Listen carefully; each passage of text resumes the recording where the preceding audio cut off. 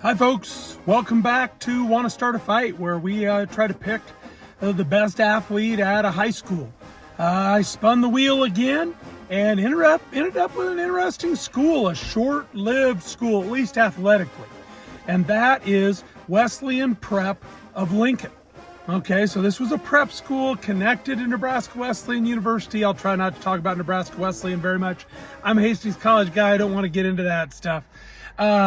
But Wesleyan Prep really only played athletics from 1925 to 1931. Now, the school had been open for a while, and I don't know quite the story. I mean, I think, Kearney Prep and Shadron Prep and Peru Prep lasted longer, and those all turned into teacher training schools, like Lincoln University High. But Wesleyan Prep, I don't think, lived long enough to do that. I kind of bet they were really a prep school, a place for high school kids who maybe didn't meet the requirements to enter Wesleyan, could go for a year or two to get into the college. Okay, Wesleyan Prep has an interesting nickname story, our third straight with an interesting nickname. They called themselves the Coyotes and wore brown and gold, and that may have been what the college was calling itself at the time. I know they've gone from Plainsmen now back to Prairie Wolves, which is really just a coyote, come on. But I wasn't going to get into that. Wesleyan Prep was the Coyotes. They wore brown and gold, but they were also known as the Junior Methodists. Okay, and that's where things get confusing. Okay, Wesleyan is in the University Place neighborhood of Lincoln, which before it was a neighborhood of Lincoln, in 1926 it was annexed. It was University Place, a suburb of Lincoln, or a small town, or whatever you want to call it. When you go down 48th near Wesleyan, you get that feel. It's just like Havelock. This is another downtown in Lincoln. Okay, so Wesleyan Prep was on the Wesleyan campus, but that's super close to 48th and Adams, where Jackson High School was.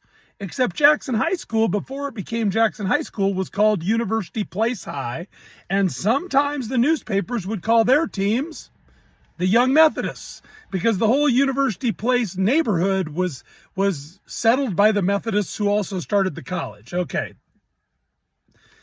so we're talking about the Wesleyan Prep Coyotes or Junior Methodists, not the University Place Young Methodists, who became the Jackson Cardinals. Okay, now University Place played in the Greater Lincoln League. Okay, so that was with University Place and then Lincoln Jackson. When it became Lincoln Jackson, it was with the State Farm, the Lincoln Aggies, over on East Campus. It was with Lincoln Cathedral. It was with the other two schools that would join with Jackson to form Lincoln Northeast, the Bethany Bearcats and the Havelock Engineers.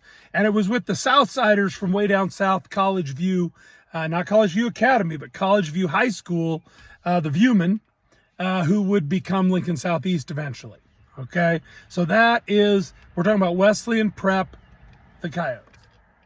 All right, but who were their best athletes? Well, they didn't start playing until 1925, and it kind of looks like they recruited a group of freshmen. They kind of started at that point with a group of freshmen who wanted to play athletics, so they didn't have much success in 25.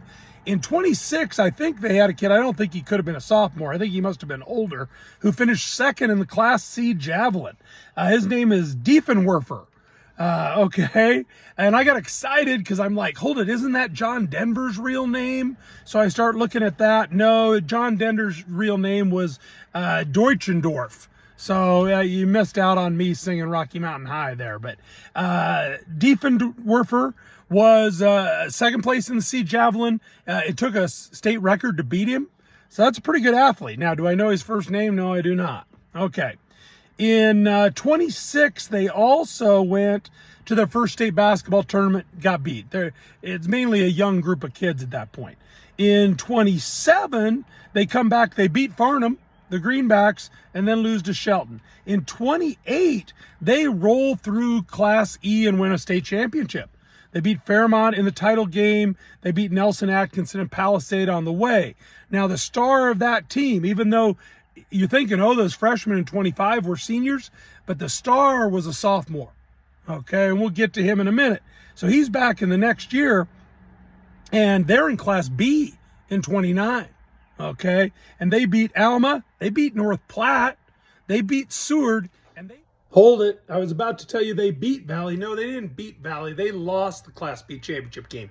Still, I think the 29 team is their best team. Running all the way to the Class B final, upsetting North Platte, beating Seward. They're the best team, but they were runners-up. And now that sophomore is a junior, and he's their star again. Okay? In 30, they don't go to the state tournament, and I don't know why. Now, by that point, there was some district qualification, so maybe they didn't make it through a Lincoln district, and they didn't have, I don't know if you could get in with just a winning record then. I don't think so. So probably they got beat out. That star, though, who was a senior and missed the state tournament, won the first NSAA tennis championship that year as a senior. His name is Art Hogue. He was the star on those basketball teams. He had been state runner-up in tennis in 28 when the NSAA doesn't acknowledge that tournament. He was a semifinalist in 29. He was a state champ in 30. And so Art Hogue, basketball and tennis star, is my pick for the greatest Wesleyan prep Coyote of all time. All right, so that's another episode of Want to Start a Fight. Leave a comment if you want to fight with me about Art Hogue being the greatest Wesleyan prep athlete ever. Or if you want to make a suggestion for our next school. Though I already have one suggestion I think I'm going to go with. Somebody suggested, hey, how about a big school like Norfolk? Okay, I'm thinking like Norfolk. I'm not thinking Norfolk, but I've kind of been wondering, how am I going to handle a big school? So I'm going to give that a try, but I need a suggestion for the next one. So jump in the comments.